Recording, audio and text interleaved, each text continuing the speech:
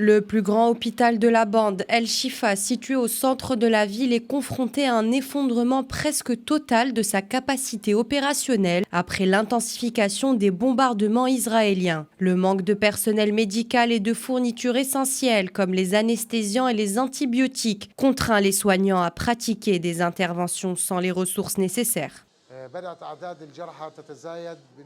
Le nombre de blessés a drastiquement augmenté. Nous recevons entre 500 et 600 patients par jour et nos urgences sont submergées. Traiter tous ces patients gravement blessés est devenu extrêmement difficile. Nous n'avons pas les ressources nécessaires. Il n'y a que 2 salles d'opération. Il nous arrive d'avoir entre 10 à 15 blessés en même temps qui ont besoin d'être opérés immédiatement, ce qui nous oblige à choisir les cas les plus sévères et de demander un transfert vers d'autres hôpitaux. Nous portons un lourd fardeau et tous les jours, nous perdons des patients gravement blessés.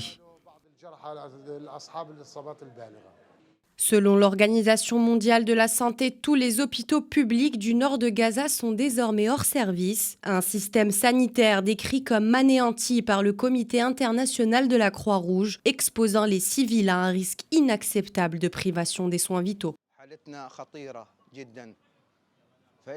L'état de mon fils est critique. Il a été blessé par des éclats d'obus juste à côté de son foie. Nous nous en remettons à Dieu. Les docteurs sont épuisés. Ils ne tiennent quasiment plus debout. Ce sont de simples humains comme nous. Et nous appelons le monde entier à regarder notre situation. Nous voulons simplement vivre. Nous voulons être traités comme des êtres humains.